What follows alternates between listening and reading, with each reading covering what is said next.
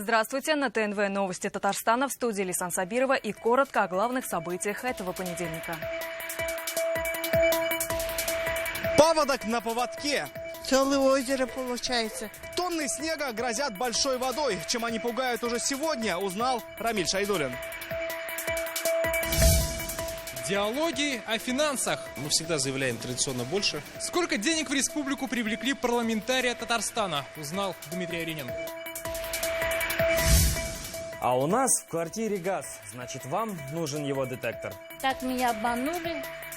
И вы знаете, мы не миллионеры. О новых схемах мошенников. Салават Мухаммадуллин. Болельщики требуют продолжения хоккея. Эти две игры покажут, кто действительно сильнее. Как зеленый дерби превращается в классику отечественного спорта, в специальном репортаже из Уфы Алмаз Гафиятов.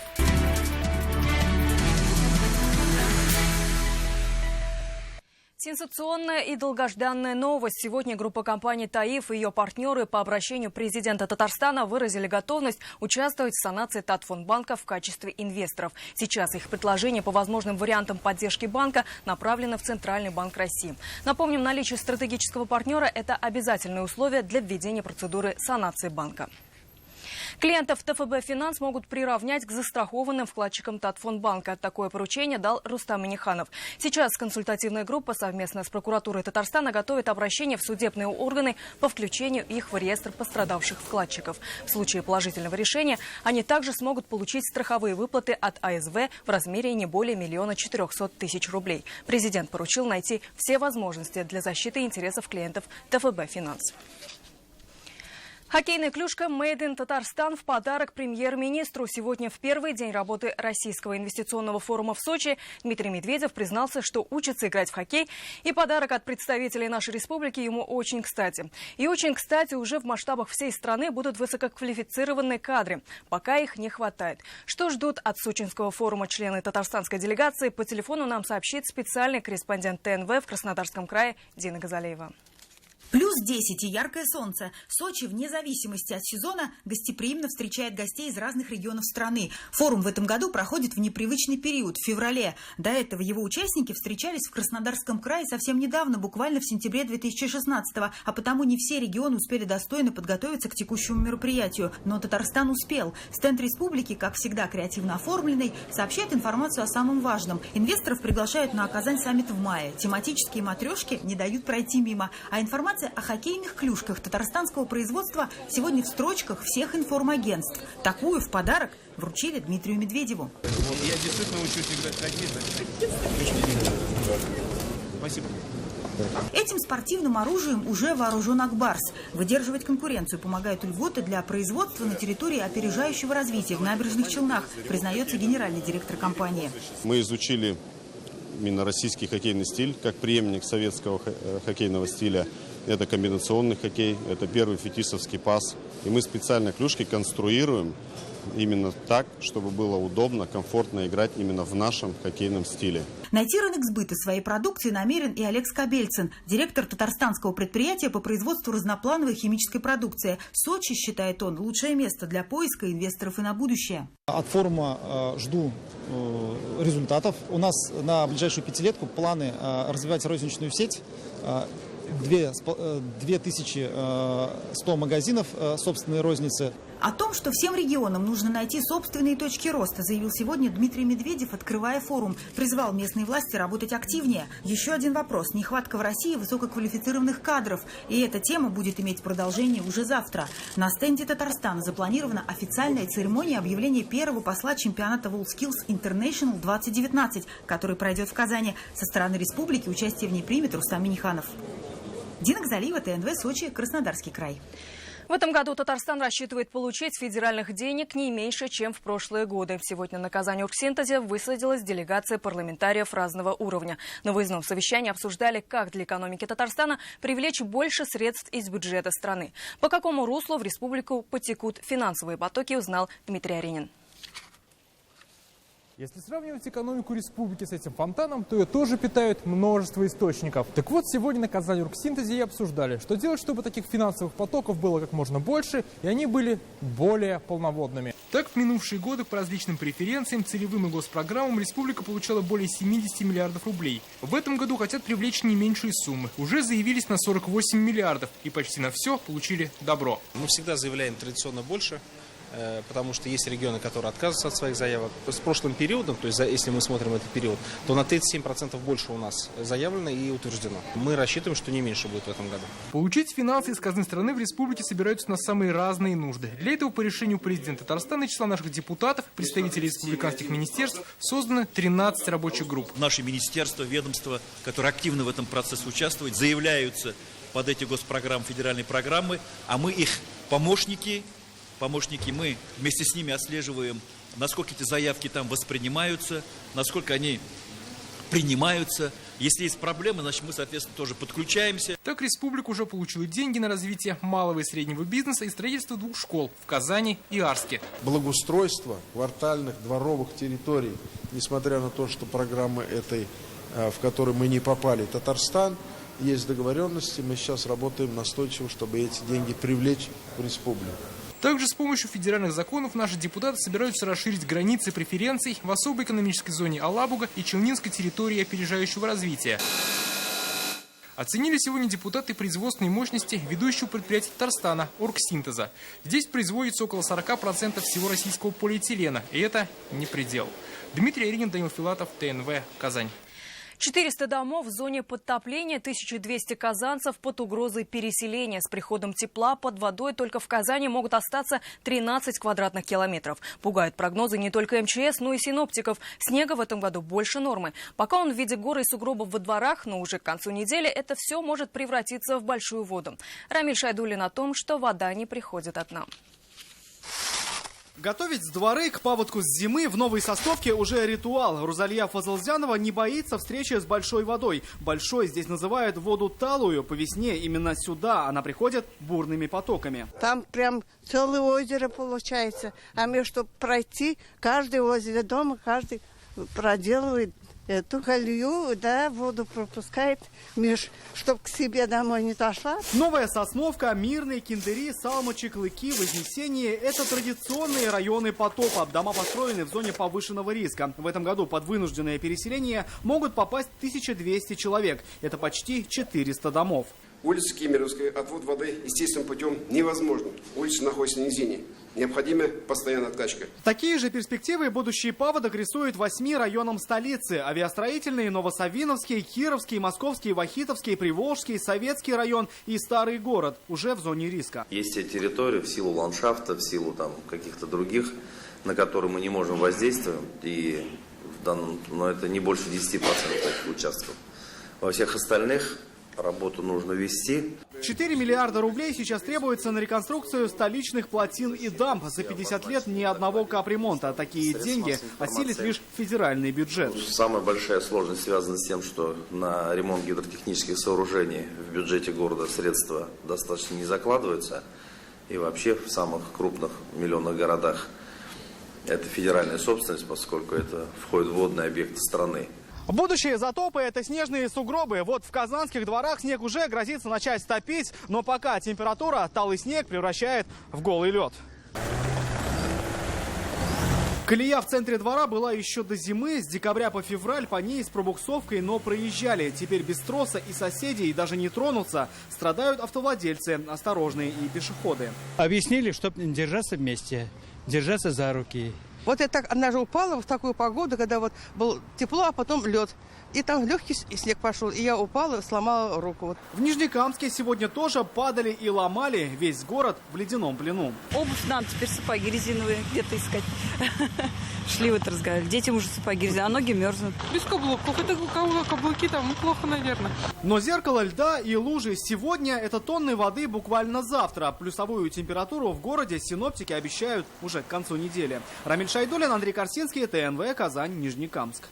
Уголовное дело о гибели 11-летней девочки в набережно-Челнинском бассейне спортивно-досугового центра «Афина» сегодня начали рассматривать в суде. Напомним, инцидент произошел 19 ноября.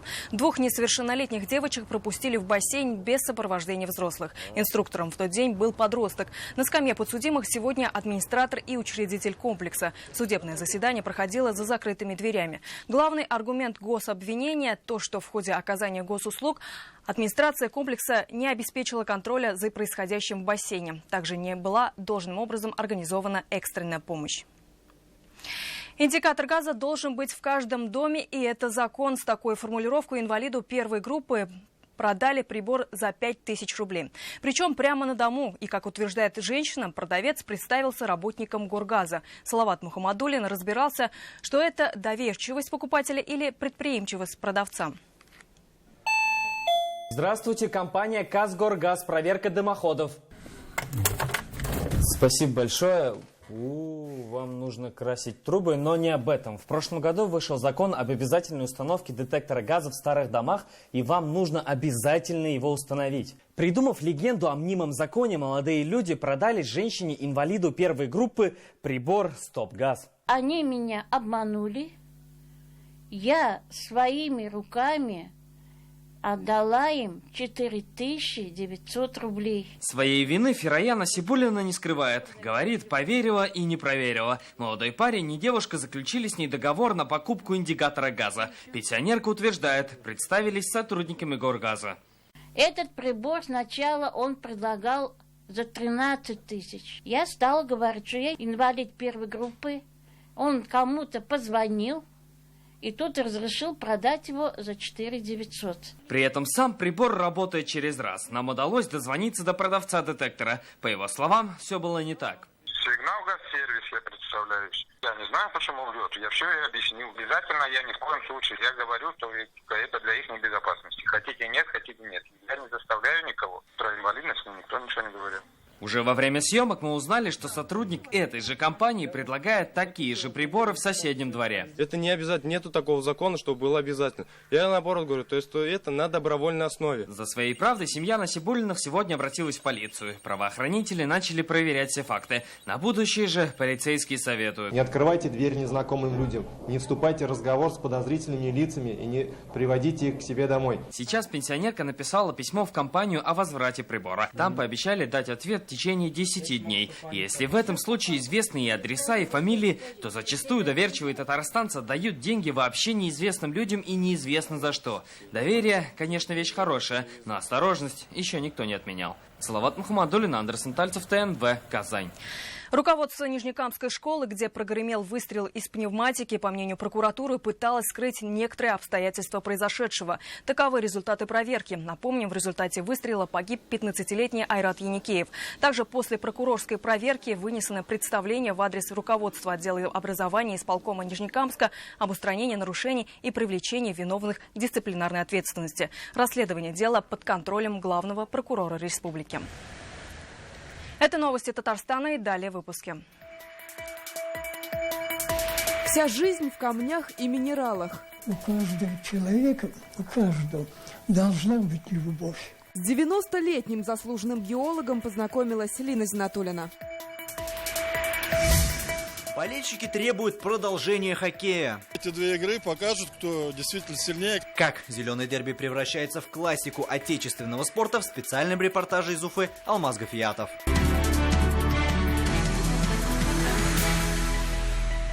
Второму съезду народов Татарстана высокий уровень организации. Сегодня Фарид Мухаммедшин провел заседание оргкомитета. Съезд состоится 22 апреля. В нем примут участие 1000 приглашенных и делегатов. Обсуждаются возможности участия гостей из регионов России, а также из-за рубежа. Остальные вопросы на наших с вами плечах. Того, как мы организованно подготовим этот съезд, внешнего атрибутика этого съезда, начиная с представительства и заканчивая содержанием. Ответил на критику. Депутат Госдумы Фатых Сибагатуллин прокомментировал обвинения в свой адрес от противников строительства в Казани мусоросжигательного завода. Активисты сочли, что он нарушил депутатскую этику и написали заявление в Госдуму. Недовольство вызвала фраза, цитата, «Не хотят этого, как говорит сатирик Михаил Задорнов, только тупые». Как говорит Задорнов, это Задорнов сказал, не я, во-первых. Во-вторых, да, они, я считаю их не очень умными, потому что это для нас находка счастья, везение, удача. Государство финансирует, организует строительство и самые передовые технологии, по-японски, значит, под технологии, это для Татарстана. Понимаете, первый регион Татарстан. Тут надо радоваться, аплодировать. Меньше слов, больше дела. Сегодня в общественной приемной партии «Единая Россия» депутат Госдумы Ирик Зинуров встретился с казанцами. Самая распространенная жалоба – жилищные проблемы. Большие платежи, капитальный ремонт, плохие дороги. Как говорит сам депутат, о проблемах нужно не молчать, а обращаться сразу в приемную «Единой России». Каждое обращение, которое исходит от депутата Государственной Думы, каждый по закону орган, федеральный орган, любой орган должен ответить в течение 30 дней. И если какие-то есть вещи, которые делаются вне закона, они, естественно, исправляются моментально. Агросила в силе. Компания в 2017-м увеличит производство сахара на 15% и намерена выйти на международный рынок. Какой товар скоро появится на прилавках стран Азии и в чем конкурентное преимущество татарстанского мяса и сахара, далее в репортаже. Мы хотим создать такую производственную агросистему, чтобы она не приносила вреда, а только пользу. Таков рабочий принцип Агросилы. Главное, что ресурсы, потенциал и сотрудники для этого есть. А сейчас появилась и новая цель – выйти на экспорт. Предполагаем, что к концу 2017 года мы сможем уже объявить о каких-то заключенных контрактах или результатах реализации нашей продукции на экспорт. На экспорт выйдут с сахаром и мясом курицы. Ориентир на страны Азии и Африки. Их представители уже знакомы с производственными мощностями и качеством товара «Челны Бройлер» компании, входящей в агрохолдинг, и заинтересованы в поставке, в том числе халяльной мясной продукции. В том числе и сырая продукция, и готовая продукция. Почему мы и говорим об увеличении срока хранения, изменении технологий приготовления продукта. То, что наша продукция соответствует халялю, это уже подтверждено и нашим духовным управлением мусульманским Татарстан. И делегация Королевства Бахрейн. Конкурентоспособность товара обеспечит не только качеством, но и ценовой политикой. В этом поможет работа над себестоимостью. Я полагаю, что данная работа позволит нам быть конкурентоспособными. В частности, можно отметить тот факт, что очень большое влияние на формирование себестоимости оказывает внедрение методов бережливого производства. Принцип активно используют и на челны Бройлер, и на заинском сахаре. Последний в этом году получил высокую оценку японских специалистов. Кроме того, Агросила планирует сделать ребрендинг своих фирменных магазинов. Теперь они будут называться «Агросила. Здоровый мир». Александр Севастьянов, Александр Лобанов, ТНВ, Казань, Набережные Челны. Адрес прежний, но с новым названием и новым управляющим. В центре Казани на улице Карла Маркса, дом 6, открыл свои двери 4-звездочный отель «Центр», отель «Казан-Кремлин». Что помимо высококлассного обслуживания и комфортных номеров здесь могут предложить гостям города, узнаем в следующем сюжете. Одно из преимуществ отеля – он находится в самом центре столицы Татарстана, где расположены главные туристические места города. В последние годы, особенно последние десятилетия, активное развитие Казани и Татарстана в целом показывает, что гостиничный бизнес здесь просто необходим. Бизнесменов и любителей путешествовать готовы принять 150 комфортабельных номеров категории «Делюкс», «Студии» и «Люкс». В меню ресторана «Стейкхаус» представлены интернациональная кухня, в том числе национальные татарские блюда и большой выбор стейков. Успех Татарстана и туризма в Республике Татарстан заключается в очень тесной связи власти и бизнеса. Поэтому все, что делается госорганами, это прежде всего и благодаря вам в том числе, за то, что вы умеете находить возможности, находить решения различных ситуаций и вместе с нами делать республику лучше. Современный оборудованный конференц-зал отеля подойдет для деловых мероприятий любого формата. Для торжеств и других важных событий предусмотрен вип-зал и терраса на крыше. Руководство и сотрудники отеля постарались сделать все, чтобы пребывание в центре отеля «Казань-Кремлин» было комфортным, а впечатление о столице Татарстана незабываемым. Роман с камнем. Геолог Урал Дистанов завтра отметит 90-летний юбилей. Заслуженный ученый 70 лет жизни отдал Институту геологии нерудных ископаемых и даже сейчас не оставил работу. С человеком, который знает все о камнях и минералах, познакомилась Лена Зинатуллина. Это обсидиан. Это вулканический. Камни – его лучшие друзья. В коллекции Урала Дистанова минералы со всего света, и о каждом он может говорить часами. 70 лет жизни геолог посвятил науке. Редкое имя, возможно, и предопределило его судьбу. Вся жизнь в экспедициях и исследованиях. Вернуться бы снова к нашим чудесным поездкам полевым, экспедиционным, снова побыть на природе. Почти 300 научных работ, государственные премии и ордена. Ученый, известный на всю страну, в родном институте прошел путь от простого лаборанта до главного научного сотрудника. И работает по сей день, теперь научным консультантом. Говорят, вот, что каждый должен уметь сесть в свои сани, чтобы было счастье и себе в работе, и чтобы было счастье и для окружающих. В этом случае все так и получилось. Его уважение к людям, его доброта, они известны всем в институте. Он всегда был, как говорится, недостижимой фигурой. И сейчас я сижу в его кабинете и сами знаете, понимаете, что без почтения, без поклона я иначе к нему не обращаюсь. Талантливый ученый и труженик, при всех своих заслугах сама скромность. А вот для родного коллектива Урал-Дистанов живая легенда. Уже завтра весь институт отметит 90-летний юбилей своего старейшего сотрудника. Лена Зинатульна, Ильшат Мухаметов, ТНВ, Казань. Всего один день остается до календарной весны, и зимой татарстанцы уже попрощались. Масленица гремела в республике 2 дня. Если казанцы облюбовали обновленный Горкинско-Аметьевский лес, то вот в Свияжск ехали со всей России. С гуляний, после которых зима уж точно не вернется. Елена Веселова. Если медведи поролоновые, то вот цыгане на первый взгляд настоящие. Хотя подождите, при чем тут цыгане? Масленица. Блины? Встреча весны, конечно. У масленицы языческие корни. Вот и главная ее традиция – сожжение соломенного чучела из дохристианской Руси. Правда, в этом году многовековой обряд претерпел изменения. В Горкинско-Аметьевском лесу чучело не жгут, а запускают в небо.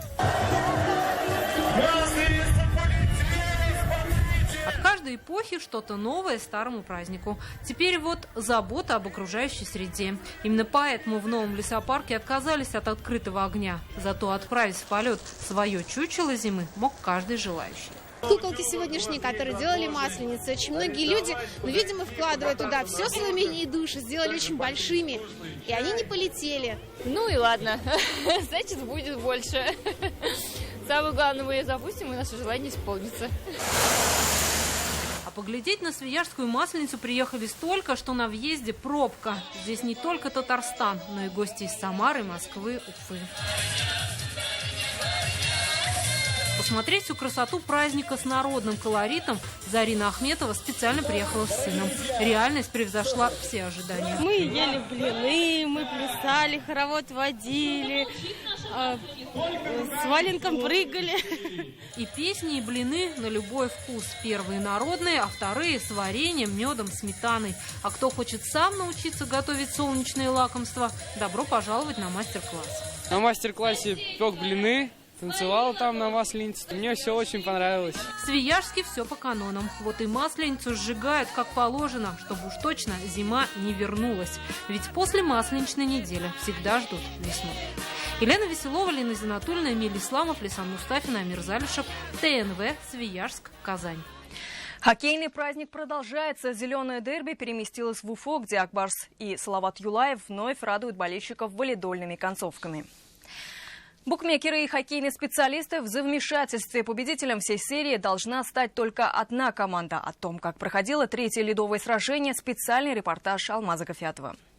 Построенный в 2007 году в самом центре столицы Башкортостана Уфа-арена принимает все домашние матчи команды Салават Юлаев. Вот только для Акбарса он является не совсем фартовым. 2 матча в регулярном чемпионате казанцы здесь уже проиграли. Как сложится судьба в матчах на вылет, узнаем совсем скоро. Ни одно сражение Акбарса в Уфе не остается без поддержки болельщиков. На третий матч плей-офф только из Казани отправились порядка 300 фанатов. Среди местных жителей также много поклонников барсов. У кого-то татарские корни, а кто-то просто полюбил команду из соседней республики. Сюда приезжаешь, болеешь за Акбарс, приезжаешь в Казань, в Татарстан, болеешь за Салават. Ну, такая конфронтация, чтобы было более интересно. Мы болеем за Акбарс и пришли сегодня поддержать нашу любимую команду.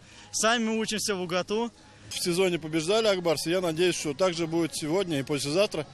Надеемся на команду, верим в команду.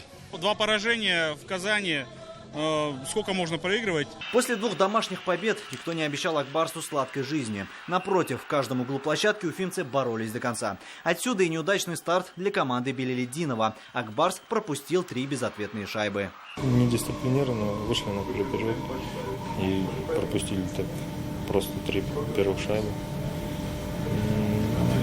Большой такой задел сделали для такого соперника. Ну, хорошо, что отыгрались и могли еще и выйти вперед. Но дальше гости смогли проявить характер, и в ворота Никласа Светберга один за другим посыпались шайбы. Счет 3-3 на табло держался вплоть до последних минут. Это плей-офф бывает, как бы, и не сказать, что там нас какие-то разрывали, такие получились просто такие голы. Это плей-офф. Здесь не будет легких соперников и простых матчей. В каждой игре необходимо ждать жесткого хоккея от соперника. Что касается нашей команды, то надо прибавить в скорости и больше бросать по воротам. Тогда и будет результат. Но удача в этот вечер улыбнулась Салавату Юлаеву. Экс-игрок Акбарса Энвер Лисин ставит точку в поединке и вносит интригу во всю серию зеленого дерби. И в третьем периоде мы увидели сегодня именно характерный Салават Юлаев, где игроки, вот каждый игрок, который был на льду, сражался за команду, за город, за республику. Это очень порадовало. Сейчас на этом льду уже другие хоккеисты. По той атмосфере, которая царит на Уфа-арене, и не скажешь, что буквально полчаса назад здесь завершился 3-й матч между командами Салават Юлаев и Акбарс. Все 8 тысяч посадочных мест были забиты до отказа, и яблоку негде было упасть. Акбарс, к сожалению, практически совершив камбэк, не смог спасти весь матч. И это значит, что хоккейный праздник будет продолжаться, и 4-я игра никак не станет заключительной. Алмаз Гафиатов, Марат Саидгараев, ТНВ, Уфа. Эфир продолжит программа «Вызов 112». В Казани в мусорном контейнере нашли тело новорожденного мальчика. Все подробности через несколько минут. Впереди еще прогноз погоды. Увидимся в 21:30.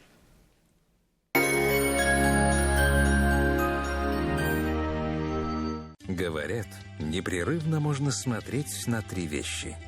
Как течет вода, как горит огонь и на то, как работают другие. А еще можно смотреть, как развивается Казань-Оргсинтез изо дня в день. Казань-Оргсинтез. Непрерывное развитие.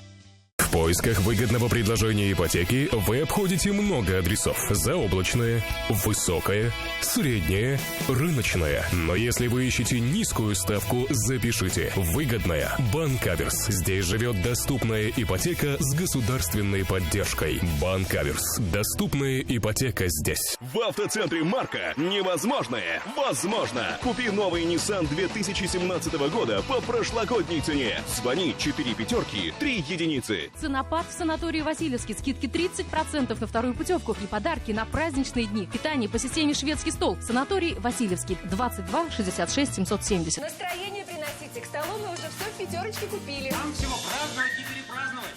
Шоколад Альпенгольд в ассортименте 90 граммов по 42 рубля. Пятерочка выручает. Выгодная ипотека 9,9% на квартиры в жилом комплексе «Гармония», дом 1. Телефон офиса продаж 843 233 0303. Живите в гармонии. Снегопад цен минус 25% на санаторные путевки. С заботой о вас. Санаторий «Крутушка». Только в клинике Фарм-Т лечение аденомы и простатита на израильском аппарате Термекс. За 20 лет в мире установлено более 500 аппаратов и проведены миллионы успешных процедур. Без боли, без операции, за один сеанс. Весь февраль прием уролога с УЗИ всего 500 рублей. Фаберлик и Валентин Юдашкин представляют. Новая коллекция женской одежды и аксессуаров. Выбери свой образ от известного кутюрье в каталоге «Фаберлик».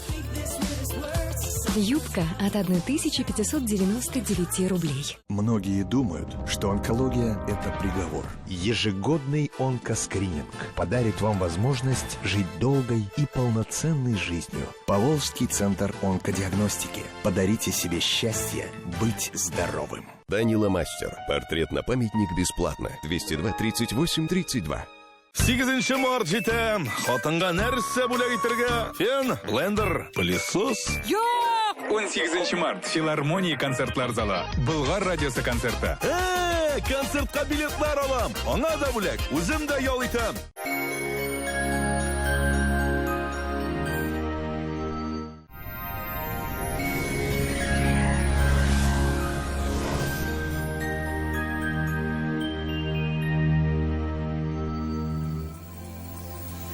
Здравствуйте.